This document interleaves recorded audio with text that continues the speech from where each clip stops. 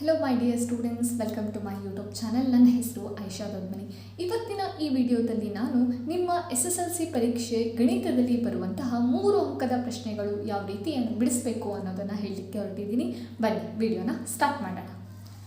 ಒಂದನೇ ಪ್ರಶ್ನೆ ನಾನು ತಗೊಂಡಿರುವಂಥದ್ದು ಶೂನ್ಯತೆಗಳ ಮೊತ್ತ ಮತ್ತು ಗುಣಲಬ್ಧ. ಈ ಪಾಠದ ಮೇಲೆ ಒಂದು ಕ್ವೆಶನ್ ಡೆಫಿನೆಟ್ಲಿ ಬಂದೇ ಬರುತ್ತೆ. ಸೊ ಸುಮಾರಷ್ಟು ಪ್ರಶ್ನೆಗಳು ಆಲ್ರೆಡಿ ಸಾಲ್ವ್ ಮಾಡಿ ವಿಡಿಯೋನ ಅಪ್ಲೋಡ್ ಮಾಡಿದ್ದಿದೆ, ಒಂದ್ಸಲ ಹೋಗಿ ಚೆಕ್ ಮಾಡಿಬಿಟ್ರೆ ಓಕೆನಾ. ಶೂನ್ಯತೆಗಳ ಮೊತ್ತ ಮತ್ತು ಗುಣಲಬ್ಧಗಳು ಕ್ರಮವಾಗಿ 2 ಮತ್ತು -8 ಆಗಿರುವ ವರ್ಗ ಬಹುಪದೋಕ್ತಿಯನ್ನು ಬರೆಯಿರಿ ಅಂತ ಹೇಳಿ ಕೇಳಿದ್ದಾರೆ.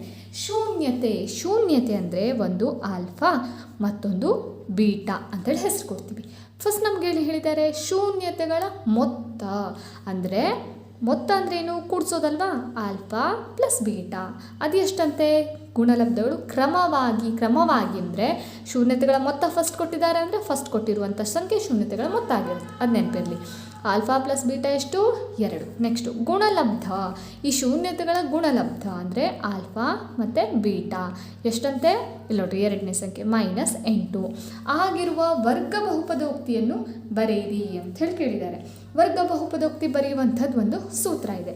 ಏನಪ್ಪ ಅಂತ ಕೇಳಿದ್ರೆ, P of x = x² minus alpha plus beta plus alpha beta into x ಇದೆ ಇಲ್ಲಿ. ಓಕೆ, ಸಾರಿ, x² minus alpha plus beta into x plus alpha beta. ಇದು ಒಂದು ಫಾರ್ಮುಲಾ. ಓಕೆನಾ? ಹೇಗೆ ನಿಮಗೆ ಶೂನ್ಯತೆಗಳನ್ನು ಕೊಟ್ಟು ವರ್ಗ ಬಹುಪದೋಕ್ತಿಯನ್ನು ಕಂಡುಹಿಡಿಯಲಿಕ್ಕೆ ಹೇಳಿದರೆ ಈ ಫಾರ್ಮುಲಾನ ಅಪ್ಲೈ ಮಾಡಬೇಕು. ಈಗ ಇಲ್ಲಿ ಬಂದಿರೋದನ್ನೆಲ್ಲ ಇಲ್ಲಿ ಅಪ್ಲೈ ಮಾಡ್ತೀನಿ. P of x = x² minus alpha plus beta ಅಂದರೆ ಎಷ್ಟು? 2. x ಆಲ್ರೆಡಿ ಇದೆ, x ಪ್ಲಸ್ ಆಲ್ಫಾ ಬೀಟಾ ಅಂದರೆ ಎಷ್ಟು? -8. ಓಕೆನಾ? ಇಲ್ಲಿ ಅಕ್ಕಪಕ್ಕದಲ್ಲಿ 2 ಚಿಹ್ನೆಗಳು ಬರೋ ಹಾಗಿಲ್ಲ. ಸೊ ಅದನ್ನು ಏನು ಮಾಡಬೇಕು, ನಾವು ಒಂದೇ ಚಿಹ್ನೆಯಾಗಿ ಕನ್ವರ್ಟ್ ಮಾಡಬೇಕು. ಅಂದರೆ P of x = x² minus 2x ±8. ಓಕೆನಾ? ಈಗ ನೆಕ್ಸ್ಟ್ ಏನು ಹೇಳಿದ್ದಾರೆ, ಆ ಬಹುಪದೋಕ್ತಿಯ ಶೂನ್ಯತೆಯನ್ನು ಕಂಡುಹಿಡಿಯಿರಿ. ಶೂನ್ಯತೆ ಅಂದರೆ ಆಲ್ಫಾ ಅಂದ್ರೇನು, ಬೀಟಾ ಅಂದ್ರೇನು ಅನ್ನೋದನ್ನು ನಾವು ಕಂಡುಹಿಡಿಬೇಕು. ಹೀಗೆ ಕಂಡುಹಿಡಿಬೇಕು ಅಂದರೆ ನಮಗಿರೋದು ಒಂದು ವಿಧಾನ. ಯಾವುದು ಹೇಳ್ರಿ? ಮಧ್ಯದ ಪದ ಒಡೆಯುವಂತಹ ವಿಧಾನ. ಓಕೆನಾ? ಇದರಲ್ಲಿ ಫಸ್ಟ್ ನಾವೇನು ಮಾಡಬೇಕು, ಈ P of x ಇದೆಯಲ್ಲ, ಆ P of x ಜಾಗದಲ್ಲಿ 0 ಅಂತ ಹೇಳಿ ಹಾಕ್ಕೋಬೇಕು. =x² minus 2x -8. ಬಾಕಿದೆಲ್ಲ ಸೇಮ್ ಹಾಗೆ. ಆಮೇಲೆ ಮೊದಲನೇ ಪದ ಮತ್ತು ಕೊನೆಯ ಪದವನ್ನು ಗುಣಾಕಾರ ಮಾಡಬೇಕು. ಓಕೆನಾ? ಇಲ್ಲಿ x² ಇದೆ, ಇಲ್ಲಿ -8 ಇದೆ. ಏನಾಗುತ್ತೆ? -8x² ಅಂತ ಹೇಳಾಗುತ್ತೆ. ಈಗ ಗುಣಾಕಾರ ಮತ್ತು ಹೇಳ್ತೀನಿ. ಈಗ ಉಳಿದಿರೋದು ಮೊದಲನೇ ಪದ ಕೊನೆ ಪದವನ್ನು ತೊಗೊಂಡ್ವಿ. ಓಕೆನಾ? ಈಗ ಮಧ್ಯದ್ದು ಒಂದು ಪದ ಉಳಿದಿದೆಯಲ್ಲ, ಅದನ್ನು ಇಲ್ಲಿ ಬರ್ಕೊಳ್ರಿ, -2x. ಮತ್ತೊಂದು ಇಂಪಾರ್ಟೆಂಟ್ ತಪ್ಪು ನೀವೇನು ಮಾಡ್ತೀರಾ ಕೇಳಿದ್ರೆ, ಚಿಹ್ನೆಗಳಿಗೆ ಇಂಪಾರ್ಟೆನ್ಸನ್ನು ಕೊಡಲ್ಲ. ಬಟ್ ಗಣಿತದಲ್ಲಿ ಚಿಹ್ನೆಗಳಷ್ಟು ಮಹತ್ವ ಮತ್ತು ಯಾವುದಕ್ಕೂ ಇಲ್ಲ ಅಂತ ಹೇಳ್ಬೋದು. ಚಿಹ್ನೆಗಳನ್ನು ಮಾತ್ರ ಮರಿಬೇಡಿ. ಅಕಸ್ಮಾತ್ ಪ್ಲಸ್ ಇತ್ತು ನೀವು ಮರೆತರೂ ನಡೆಯುತ್ತೆ, ಆದರೆ ಮೈನಸ್ ಇತ್ತು ನೀವು ಮರೆತರೆ ಎಲ್ಲ ಲೆಕ್ಕ ಏನಾಗುತ್ತೆ? ತಪ್ಪು. ಅರ್ಥ ಆಯ್ತಾ? ಸೊ ಚಿಹ್ನೆಗಳನ್ನು ಮಾತ್ರ ಎಲ್ಲೂ ಮರೀಲಿಕ್ಕೆ ಹೋಗಬೇಡ್ರಿ. ನೆಕ್ಸ್ಟು, ಈಗ ನಾವು ಇಲ್ಲಿ 2 ಸಂಖ್ಯೆಗಳನ್ನು ಹುಡುಕಬೇಕು. ಆ 2 ಸಂಖ್ಯೆಗಳನ್ನು ಗುಣಾಕಾರ ಮಾಡಿದಾಗ ನಮಗೆ -8x² ಬರಬೇಕು. ಪ್ಲಸ್ ಅಥವಾ ಮೈನಸ್ ಮಾಡಿದಾಗ ನಮಗೆ -2x ಬರಬೇಕು. ಅಂಥದ್ದು 2 ಸಂಖ್ಯೆ ಯಾವುದು ಅಂತ ಹೇಳಿ ನೋಡ್ಕೋಬೇಕು. ಓಕೆನಾ? ಸರಿ, ಏನು ಹೇಳ್ರಿ? ಗುಣಾಕಾರ ಮಾಡಿದಾಗ -8x² ಬರಬೇಕು, ಕೂಡಿಸೋ ಅಥವಾ ಕಳೆ ಮಾಡಿದಾಗ -2x ಬರಬೇಕು. ಈಗ ಫಾರ್ ಎಕ್ಸಾಂಪಲ್ ನಾನು ಯಾವುದಾದ್ರು ಒಂದು ಫಸ್ಟ್ ನೀವೇನು ಮಾಡಿರಿ ಅಂತ ಕೇಳಿದ್ರೆ, ಯಾವ 2 ಸಂಖ್ಯೆಗಳನ್ನು ಗುಣಾಕಾರ ಮಾಡಿದ್ರೆ -8 ಅಥವಾ 8 ಬರ್ತಾ ಇದೆ ಅನ್ನೋದನ್ನು ನೋಡ್ಕೊಳ್ರಿ. Okay, for example 8 × 8. ಓಕೆ, 8 × 1 8. 8ರಲ್ಲಿ 1 ಕೂಡಿಸಿದ್ರೆ 2 ಬರುತ್ತಾ? ಇಲ್ಲ.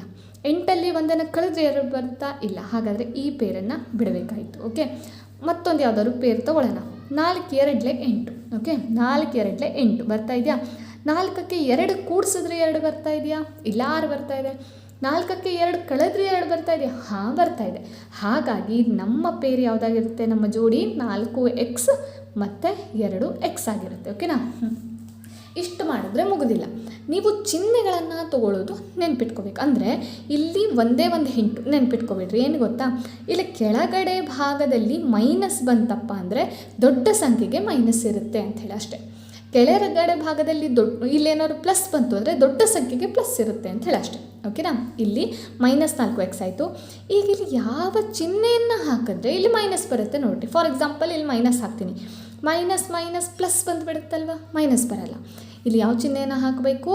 ಪ್ಲಸ್ ಮೈನಸ್ ಮೈನಸ್ ಅಥವಾ ಮೈನಸ್ ಪ್ಲಸ್ ಮೈನಸ್ ಈ ಥರ. ಓಕೆನಾ? ಇದು ಅರ್ಥ ಆಗಿದೆ ಅಂತ ತಿಳ್ಕೊತೀನಿ. ಇದೇ ತುಂಬ ಇಂಪಾರ್ಟೆಂಟ್ ಇದರಲ್ಲಿ. ಓಕೆ, ಇದಿಷ್ಟು ಆದಮೇಲೆ ಏನು ಮಾಡಬೇಕು?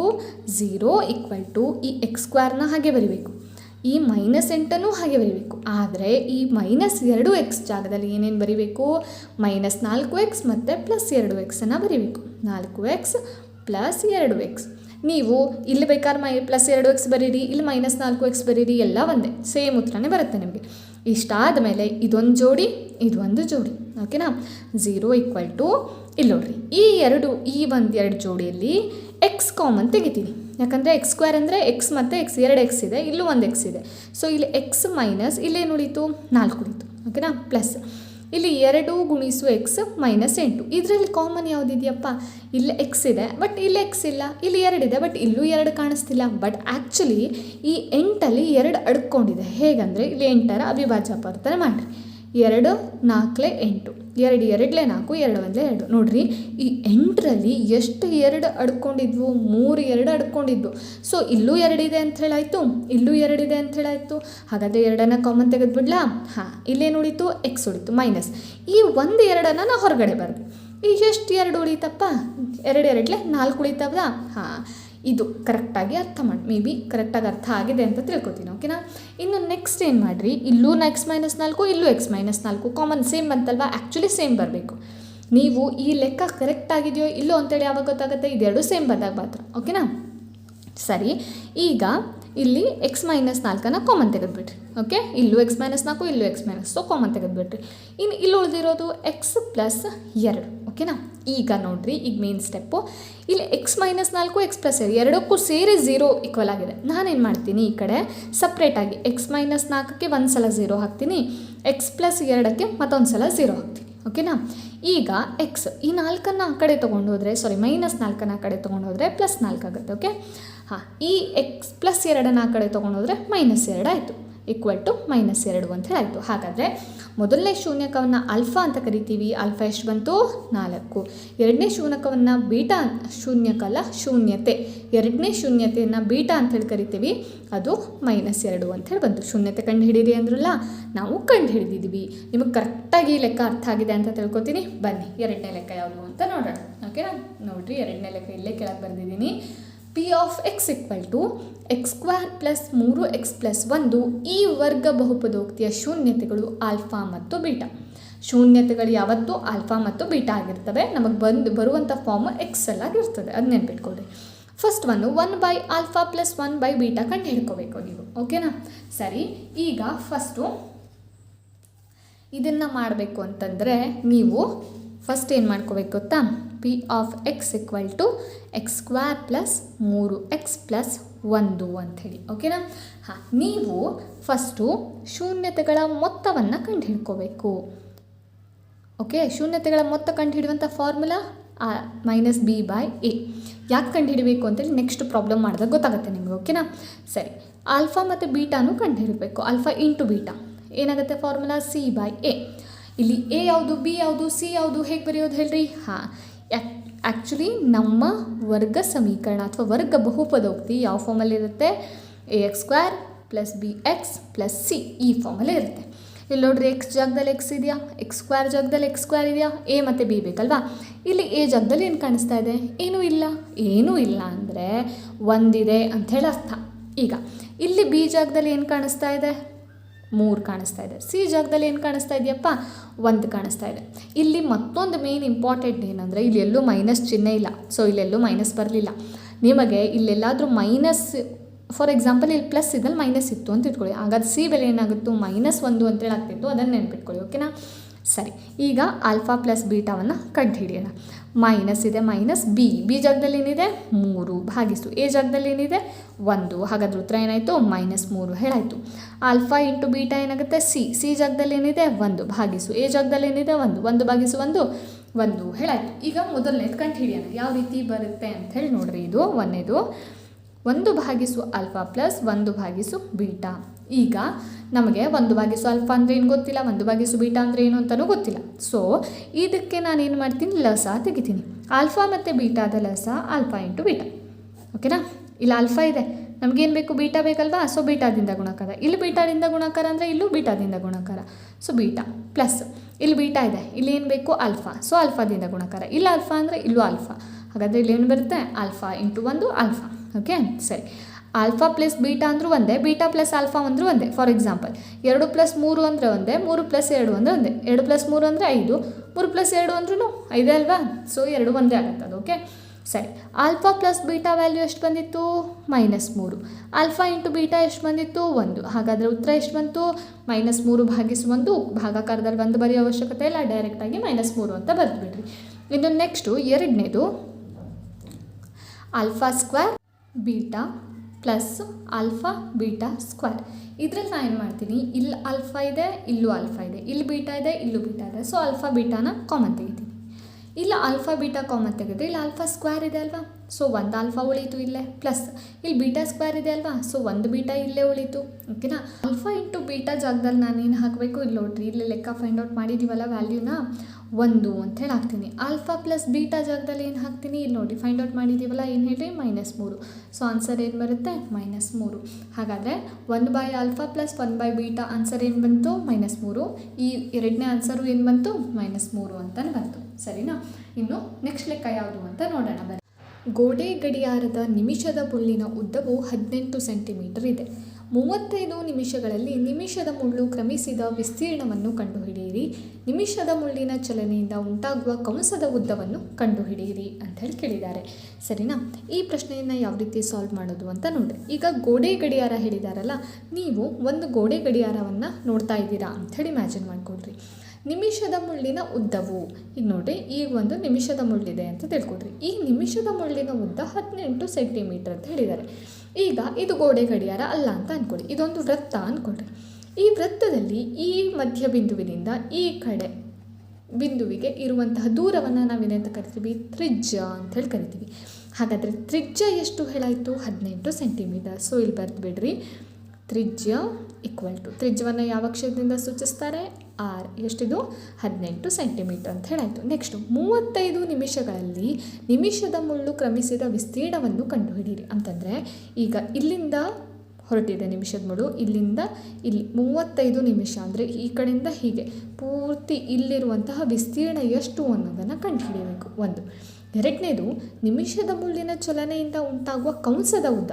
ಇದಿಷ್ಟು ಇಲ್ಲಿಂದ ನಿಮಿಷದ ಮುಳ್ಳು ಇಲ್ಲಿಗೆ ಹೋಗುತ್ತಲ್ಲ, ಹಾಗಾಗಿ ಈ ಕಂಸ ಬರುತ್ತಲ್ಲ, ಈ ಕಂಸದ ಉದ್ದ ಎಷ್ಟು ಅನ್ನೋದನ್ನು ಏನು ಮಾಡೋದು, ಕಂಡುಹಿಡಿಬೇಕು. 2 ಪ್ರಶ್ನೆನ ಇಲ್ಲಿ ಸಾಲ್ವ್ ಮಾಡಬೇಕು.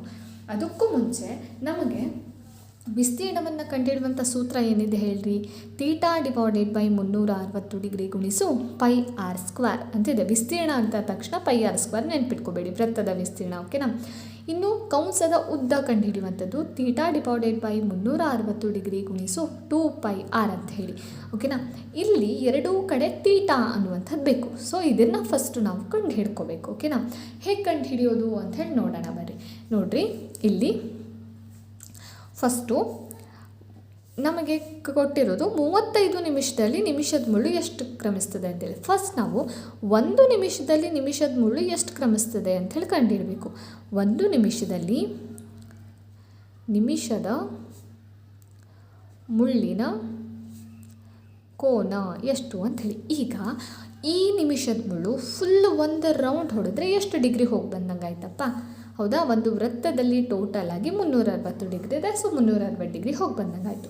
ಈಗ ಇಲ್ಲಿ ನಿಮಿಷದ ಮುಳ್ಳಿಗೆ ಬರೋಣ. ಈ ನಿಮಿಷದ ಮುಳ್ಳು ಒಂದು ರೌಂಡ್ ಹಾಕಿದ್ರೆ ಎಷ್ಟು ನಿಮಿಷ ಕಂಪ್ಲೀಟ್ ಮಾಡ್ದಂಗೆ ಆಯ್ತಪ್ಪ, 60 ನಿಮಿಷ ಹೌದಲ್ವಾ. ಸೊ 60 ನಿಮಿಷದಿಂದ ನಾನು ಭಾಗಿಸ್ತೀನಿ, 0 ಹೋಯಿತು 0 ಹೋಯಿತು, 6 ಬಂದಲೇ 6 ಹಾಗಾದರೆ 1 ನಿಮಿಷದಲ್ಲಿ ಎಷ್ಟು ಡಿಗ್ರಿ ಮೂವ್ ಆಗುತ್ತೆ, 6 ಡಿಗ್ರಿ ಕೋನ ಚಲಿಸುತ್ತೆ 1 ನಿಮಿಷದಲ್ಲಿ ಅಷ್ಟೇ. ಓಕೆನಾ, ನಮಗೆ ಎಷ್ಟು ಕೊಟ್ಟಿದ್ದಾರೆ, 35 ನಿಮಿಷ. ಸೊ 35 ನಿಮಿಷದಲ್ಲಿ ನಿಮಿಷದ ಮುಳ್ಳು ಚಲಿಸುವ ಕೋನ ಏನಾಗುತ್ತೆ, 6 ಡಿಗ್ರಿ ಗುಣಿಸು 35. 6 ಮತ್ತು 35 ಗುಣಿಸಿದ್ರೆ 210 ಡಿಗ್ರಿ ಅಂಥೇಳಿ ಉತ್ತರ ಬರುತ್ತೆ. ಓಕೆನಾ, ಈಗ ನಾವೇನು ಕಡಿಬೇಕು, ನಿಮಿಷದ ಮುಳ್ಳು ಕ್ರಮಿಸಿದ ವಿಸ್ತೀರ್ಣ ಅದನ್ನು ಕಂಡುಹಿಡಿಯೋಣ. ನಿಮಿಷದ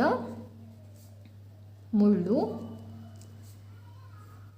ಕ್ರಮಿಸಿದ ವಿಸ್ತೀರ್ಣ ಈಕ್ವಲ್ ಟು ವಿಸ್ತೀರ್ಣ ಕಂಡುಹಿಡಿಯುವಂಥ ಸೂತ್ರ ಇಲ್ಲಿ ಬರೆದಿದ್ದೀನಲ್ವಾ ಇದೆ.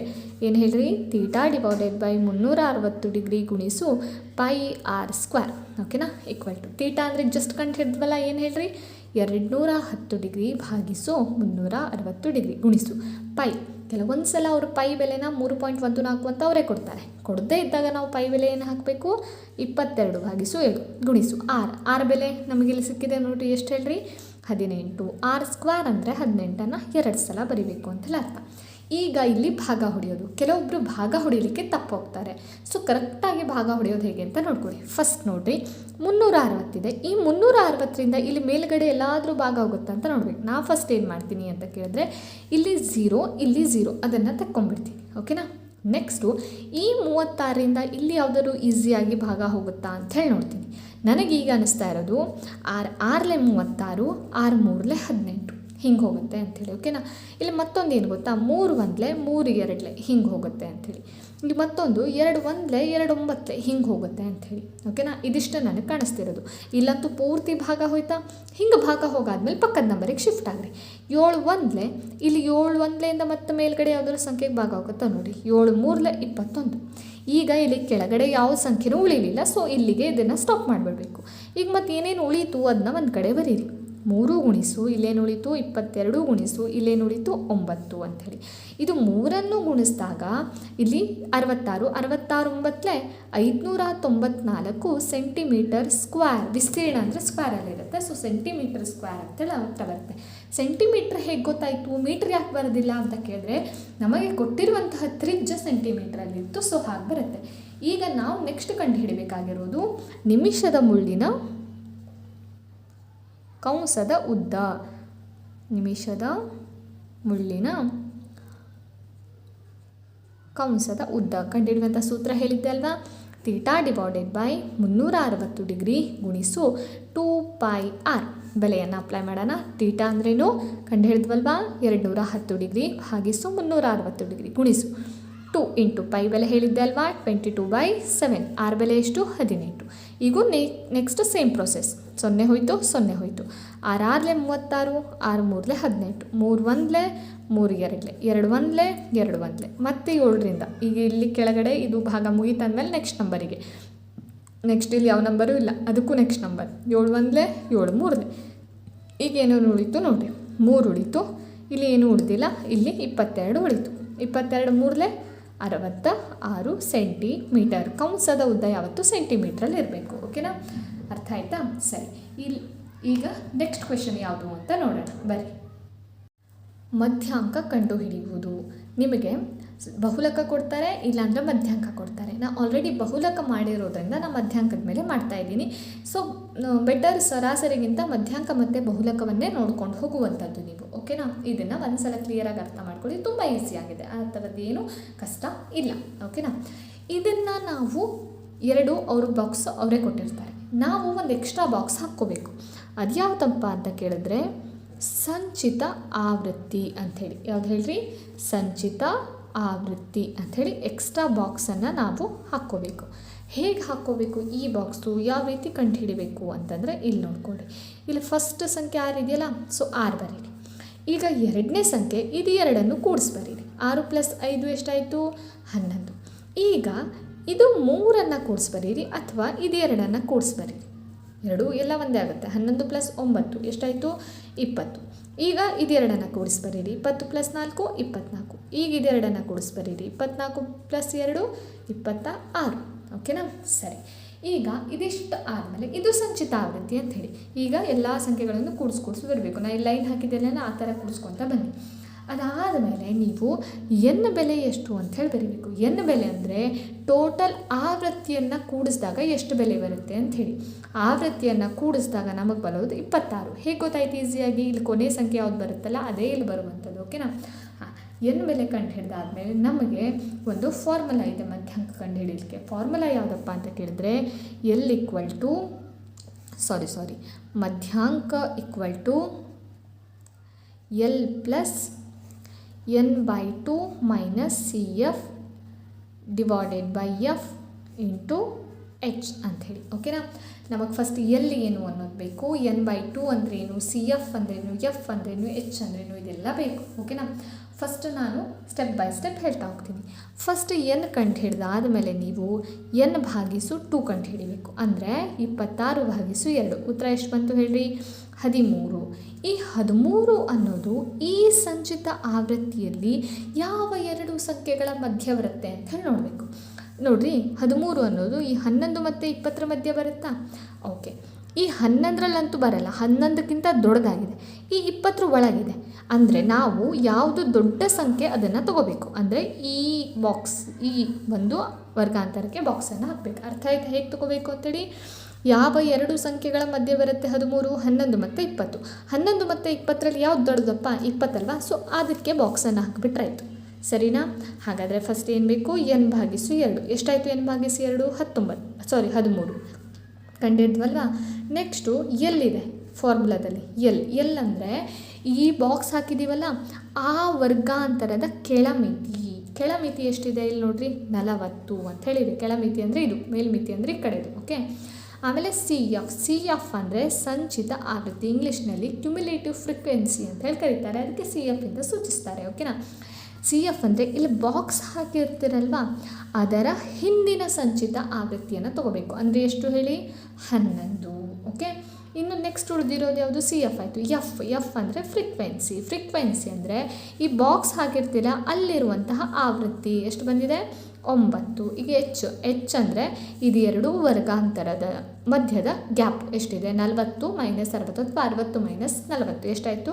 20. ಓಕೆನಾ, ಇದು ಹೆಂಗೆ ಬರೆಯೋದು ಅಂತ ಅರ್ಥ ಆಗಿದೆ ಅಂತ ತಿಳ್ಕೊತೀನಿ. ಅರ್ಥ ಆಗದೆ ಇದ್ದರೆ ವಿಡಿಯೋನ ಸ್ಲೋ ಮಾಡಿ ಮತ್ತೊಂದು ಸಲ ಚೆಕ್ ಮಾಡಿ ನೋಡಿರಿ. ಇದಿಷ್ಟು ಇನ್ಫಾರ್ಮೇಷನನ್ನು ಇಲ್ಲಿ ಅಪ್ಲೈ ಮಾಡಿದ್ರೆ ನಿಮ್ಗೆ ಈಸಿಯಾಗಿ ಆನ್ಸರ್ ದೊರೆಯುತ್ತೆ. ಓಕೆನಾ, ಸರಿ ಅಪ್ಲೈ ಮಾಡೋಣ ಬರ್ರಿ. ಎಲ್ ಅಂದರೆ ಎಷ್ಟು? 40 ಪ್ಲಸ್ ಬ್ರ್ಯಾಕೆಟ್ n/2 ಅಂದರೆ 13 ಮೈನಸ್ ಸಿ ಎಫ್ ಅಂದರೆ ಎಷ್ಟು ಬಂತು? 11 ಡಿವೈಡೆಡ್ ಬೈ ಎಫ್ ಅಂದರೆ ಎಷ್ಟು ಬಂತು? 9 ಬ್ರ್ಯಾಕೆಟ್ ಕ್ಲೋಸ್ ಇಂಟು ಎಚ್ ಎಷ್ಟಿತ್ತು? 20. ಇಷ್ಟು ಮಾಡಿದ್ರೆ ಇದು ಅಪ್ಲೈ ಮಾಡಿದ ಹಾಗೆ ನೀವು ಅಲ್ಲಿ ಹೇಗಿದೆಯೋ ಇಲ್ಲ ಹಾಗೆ ಸಂಖ್ಯೆಗಳನ್ನು ಇಂಗ್ಲೀಷ್ ಅಲ್ಫಾಬೆಟ್ನೆಲ್ಲ ತೆಗೆಯೋದು, ಬರೀ ಸಂಖ್ಯೆಗಳನ್ನು ಬರೆಯೋದು, ಇಷ್ಟೇ ಕೆಲಸ ನಮಗಿಲ್ಲಿ. Okay, next 40 plus 13 minus 11. 13ರಲ್ಲಿ 11 ಕಳೆದ್ರೆ 2 ಭಾಗಿಸು 9 ಗುಣಿಸು 20.